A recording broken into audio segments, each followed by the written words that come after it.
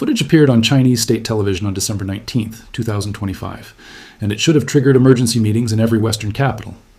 To the casual viewer flipping through channels, it looked like standard military propaganda, tanks churning through dust, infantry storming mock fortifications, the usual theater of strength that authoritarian regimes broadcast to reassure their populations.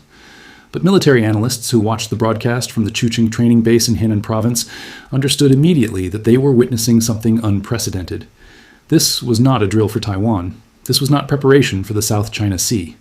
The maps displayed in the operations room, visible for only seconds but unmistakable to anyone who understood military symbology, showed the Gulf of Mexico, the Caribbean Basin, and the coastlines of Florida and Texas. The People's Liberation Army was rehearsing an amphibious invasion of the United States. The scenario assumed that Chinese forces had already secured logistics hubs in Cuba and the Caribbean. From those positions, the distance to American soil is negligible, hours, not days. The simulation was practicing the final phase of an operation that presupposed control of the Western Hemisphere's maritime infrastructure. It was a demonstration of capability and intent, broadcast with the subtlety of a sledgehammer. The message to Washington was clear. If you continue to challenge us in the Pacific, we have the infrastructure and the reach to bring the fight to your doorstep. The era of fighting wars exclusively in Asia is over. This broadcast forces a terrifying recalculation. For more than a century, the Caribbean and Latin America have been the strategic depth of the United States. They are the buffer zone that allowed America to project power globally without worrying about threats close to home. That security rests on a single assumption, that no other great power has a foothold in the Western Hemisphere. The Monroe Doctrine, articulated in 1823, declared that European powers were forbidden from colonizing or interfering in the Americas. It was enforced not through international law, but through American military and economic dominance. For 2 centuries, it held. But that assumption is now dead, and the entity that killed it is not a European empire. It is China.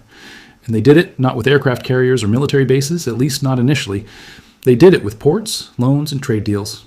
They built an empire of logistics, while the United States was distracted by wars in the Middle East and the illusion that economic globalization would make geopolitical competition obsolete. To understand how deep the Chinese penetration has become, you have to look at a map. A recent study by the Center for Strategic and International Studies identified 37 ports across Latin America and the Caribbean that are either owned, operated, or significantly financed by Chinese state-owned enterprises. On a map, these ports form a pattern that looks less like random commercial investments and more like a noose tightening around the American continent. The study categorized these ports by threat level. The red-tier ports, the ones that pose critical risks to U.S. national security, are located at the most vulnerable choke points of the hemisphere: the Port of Kingston in Jamaica, the Port of Manzanillo in Mexico, and the Port of Veracruz in Mexico. These are not arbitrary locations. They control the sea lanes that every U.S. Navy vessel must transit when moving between the Atlantic and the Pacific. They sit astride the approaches to the Panama Canal, the narrow waterway that is the circulatory system of American naval logistics. The Port of Kingston, for example, is one of the busiest transshipment hubs in the Caribbean. Chinese companies now manage the container terminals. They control the cranes, the logistics software, and the data systems that track every ship that docks. Modern ports are not just physical infrastructure. They are digital ecosystems. The software that coordinates the movement of containers, the systems that monitor vessel traffic, and the networks that link the port to global supply chains are often provided by Chinese technology firms like Huawei or integrated into platforms like LogInc, a state-backed Chinese logistics tracking system. This gives Beijing what military strategists call informational dominance. They can see into the supply chains of the United States. They know what is being shipped, where it is going, and when it will arrive. In peacetime, this is valuable commercial intelligence. In a conflict, it is a weapon. It allows China to anticipate American logistical movements and to identify vulnerabilities that can be exploited. But the threat goes deeper than intelligence. These ports are built to handle the largest container ships in the world. The piers are reinforced. The channels are dredged to accommodate vessels, displacing hundreds of thousands of tons. If a port can service a massive container ship, it can service a Chinese warship. The infrastructure that looks purely commercial today can be converted to military use tomorrow. This is the genius of the Chinese strategy. They do not need to build naval bases and provoke a diplomatic crisis. They build commercial ports under the banner of economic development, and those ports become shadow naval facilities. The threat escalates further when you consider the concept of containerized weapon systems. Intelligence reports have confirmed that China has developed cruise missile batteries that can be hidden inside standard 40-foot shipping containers. These systems can be loaded onto civilian freighters, effectively turning harmless merchant vessels into mobile missile platforms. Now imagine thousands of Chinese-flagged commercial ships operating out of ports in Jamaica, Panama, and Mexico, any one of which could be carrying containerized weapons. The distinction between civilian and military infrastructure collapses entirely. To understand how China achieved this level of penetration, you have to go back to the beginning. The relationship between China and Latin America is not new. As early as the 16th century, the Manila Galleon trade route connected imperial China to Mexico, exchanging silver mined in the Americas for silk and porcelain. In the 19th century, after the abolition of slavery, hundreds of thousands of Chinese laborers were brought to work on sugar plantations in Cuba, guano mines in Peru, and railroads across the continent. These migrations created diaspora communities that remained culturally and economically significant in cities like Lima, Havana, and Panama City. But the modern political and economic relationship began in earnest in 2001 when China joined the World Trade Organization. This was the inflection point. Before 2001, China was an inward-looking developing economy with little to offer Latin America. After 2001, China's industrial explosion created an insatiable demand for raw materials, and Latin America had everything China needed: copper from Chile, soybeans from Brazil, oil from Venezuela, beef from Argentina, iron ore from Peru. The trade numbers tell the story of a conquest executed in spreadsheets and shipping manifests. In the year 2000, China absorbed less than 2% of Latin America's exports. The region was economically dominated by the United States and Europe.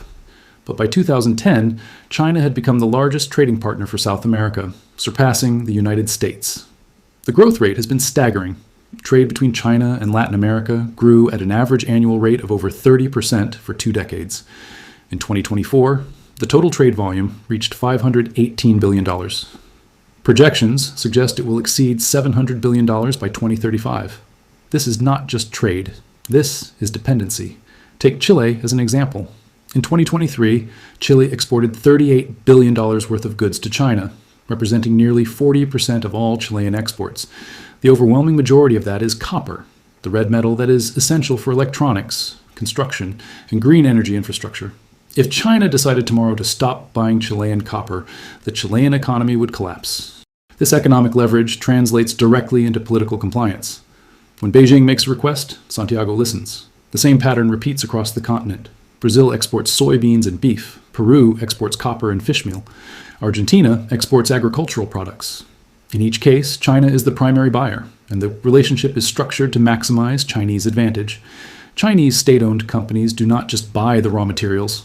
They invest in the mines, the farms, and the processing facilities. They build the infrastructure to extract and transport the resources. This vertical integration locks the host country into a long-term supply relationship that is nearly impossible to break. But China did not just buy goods, they bought loyalty through debt. Since 2005, Chinese state banks, primarily the China Development Bank and the Export-Import Bank of China, have issued over $130 billion in loans to Latin American governments. These loans were strategically targeted. Venezuela received approximately $60 billion, securing oil supply agreements that locked in Chinese access to one of the world's largest reserves. Brazil received over $30 billion for infrastructure and energy projects. Ecuador, Argentina, and Bolivia all received billions. The structure of these loans is insidious. They are often commodity-backed, meaning the borrowing country repays not in cash, but in oil, copper, or soybeans.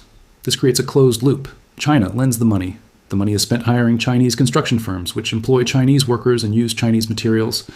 The project is completed, often to Chinese specifications and standards, and the host country repays the loan by shipping raw materials back to China. The money never really leaves the Chinese system. It circulates through state-owned enterprises and returns in the form of resources. The loans also come with minimal oversight and no demands for political reform, human rights improvements, or environmental protections. This is in stark contrast to loans from Western institutions like the International Monetary Fund or the World Bank, which impose strict conditions. For Latin American governments, many of which have historically chafed under Western conditionality, the Chinese offer is irresistible. It is cash with no lectures. But there is a cost. The debt burden has become unsustainable for some countries. Ecuador, for example, owed China over $6 billion by 2020, an amount that consumed a significant portion of its national budget. When the country struggled to repay, China renegotiated, but the renegotiation often involved asset swaps. Ecuador handed over control of oil fields and granted long-term supply contracts at below-market prices. It is the classic debt trap playbook. Lend more than the country can repay, wait for the crisis, and then extract strategic assets in exchange for debt relief. In recent years, Chinese investment has shifted focus to the minerals of the future. The Lithium Triangle, the region spanning parts of Argentina, Bolivia, and Chile, contains approximately 50% of the world's known lithium reserves. Lithium is the essential component of batteries for electric vehicles, smartphones, and military hardware. Control of lithium is control of the energy transition. While the United States was debating climate policy, China was buying the mines. Chinese companies have acquired stakes in lithium projects across the triangle. They are building the processing plants and the battery factories. This vertical integration means that even if a Western company wants to manufacture an electric vehicle, the battery supply chain likely traces back to a Chinese-owned mine in the Andes. The strategic implications are profound.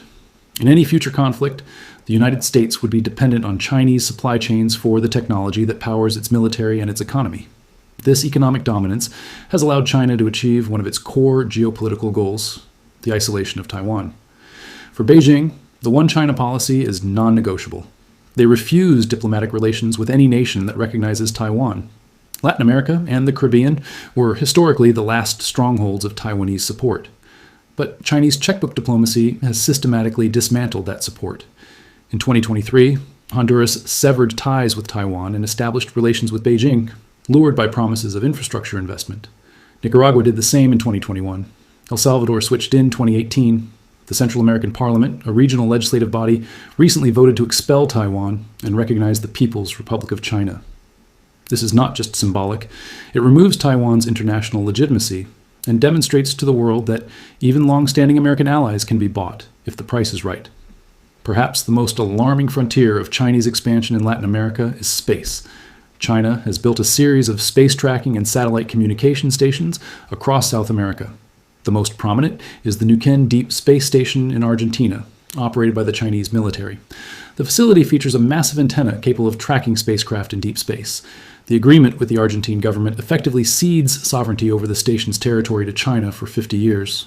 Argentine officials have little oversight of what happens inside the compound. China claims the station is for civilian purposes, supporting lunar and Mars exploration missions. But U.S. defense officials warn that it has dual-use capabilities. It can be used to track and potentially interfere with American satellites, intercept communications, and monitor orbital activities over the Western Hemisphere. It is an electronic surveillance outpost planted in the blind spot of American defenses, and there is nothing the United States can do about it without violating Argentine sovereignty. So the question that hangs over all of this is obvious. Where is the United States? Is the superpower asleep while a rival constructs a fortress in its backyard? The answer is no. The United States sees every move. The intelligence community tracks every port deal, every loan agreement, every satellite dish. The problem is not blindness. The problem is paralysis. For the last 2 decades, Washington's response has been a mixture of arrogance, neglect, and underfunded initiatives that look like rounding errors compared to Beijing's investments. The American strategy has operated on 3 tracks, and all 3 are failing. The first track is the initiative war. Every few years, a U.S. president announces a grand partnership with Latin America. In 2021, President Biden, alongside the G7, launched Build Back Better World, marketed as the democratic alternative to China's Belt and Road Initiative. It promised high-quality, transparent infrastructure financing. But when you look at the actual disbursements, the numbers are almost insulting. In the first year, the U.S. allocated roughly $600 million to the initiative globally. Not billion, million. Meanwhile, China was pouring billions into single projects like the Chancay Port in Peru or the Bogota Metro in Colombia. Then came the Americas Partnership for Economic Prosperity in 2022. Again, great branding, thin substance. The U.S. approach has been to offer frameworks, dialogues, and seminars on good governance. They offer lectures on corruption and environmental standards. China offers bulldozers, engineers, and cash with no political strings attached. As one Latin American diplomat put it, the Americans give us lectures, the Chinese give us bridges. In a region desperate for modernization, the bridge wins every time. The second track is the warning game. Washington has spent the last decade warning Latin American leaders about the dangers of doing business with Beijing. They warn about debt traps. They warn about espionage. They warn about poor construction quality. The campaign against Huawei is the prime example. The U.S. exerted massive pressure on Brazil to ban Huawei from its 5G network, citing national security risks. They threatened to downgrade intelligence sharing if Brazil went with a Chinese giant. But the reality of the market is that Huawei's equipment was 30 to 40% cheaper than European alternatives from Ericsson or Nokia. For a developing nation, that price difference is the difference between having a national 5G network or not. Brazil eventually ignored the threats and allowed Huawei to participate. Why? Because the United States offered no subsidized alternative. You cannot beat something with nothing. Latin American leaders are pragmatic. They see the risks, but they also see a partner in China who is actually present building things and writing checks. The United States is viewed as a distant, lecturing uncle who only calls when he needs a favor. This lack of trust is rooted in history. The United States has a century-long record of intervention in Latin America. CIA-backed coups during the Cold War, support for military dictatorships, economic austerity imposed by the IMF. When the U.S. says, "We are your natural partner," Latin Americans remember the support for regimes that tortured and disappeared their citizens. China, being a relative newcomer, does not carry this baggage. They present themselves as fellow victims of Western imperialism, a narrative that resonates deeply in the global South. This brings us to the third and most dangerous track, the return to hard power. Realizing that economic initiatives are too little, too late, and that diplomatic warnings are being ignored, factions within the U.S. establishment are pushing for a return to big stick diplomacy. There is a shift from competing to confronting. We see this in the rhetoric surrounding Panama. There have been veiled threats from U.S. officials suggesting that if the neutrality of the Panama Canal is compromised by Chinese influence, the United States would not hesitate to intervene militarily to secure it. We saw hard power in action with the maximum pressure campaign on Venezuela, which included a naval blockade, seizure of assets, and covert support for regime change. While framed as a fight for democracy, it was also a desperate attempt to dislodge a Chinese and Russian client state from the region. The danger here is miscalculation. If the United States decides it cannot win the economic game and flips the table to a military one, we risk catastrophic conflict. The U.S. military is still the most powerful on Earth, but the economic foundations supporting it are cracking. This is where the analysis becomes terrifying. In the early 2000s, the West controlled the vast majority of global GDP. Today, the U.S. share is shrinking. Europe is fading. China has surpassed 20% and is climbing. But the critical metric is not nominal GDP. It is purchasing power and industrial capacity. A defense dollar spent in China goes significantly farther than a defense dollar spent in the United States. The U.S. defense budget approaches $1 trillion annually, but vast amounts are consumed by bureaucracy, inflated contractor costs, and high salaries. China spends roughly a third of that on paper, but because labor and material costs are so low, their actual procurement capability is nearly equivalent. A Chinese destroyer costs a fraction of an American Arleigh Burke-class destroyer to build. In a protracted conflict, industrial capacity, the ability to churn out ships, missiles, and drones at scale, matters more than the sophistication of individual platforms. The United States de-industrialized over the last 50 years. China became the forge, and the forge wins wars of attrition. The empire of trade has successfully encircled the empire of force. China has secured the resources, the ports, and the political alliances in America's backyard. The United States now faces a choice: accept a multipolar Western Hemisphere where it must share influence with a strategic rival, or escalate to a level of confrontation that could shatter the global order.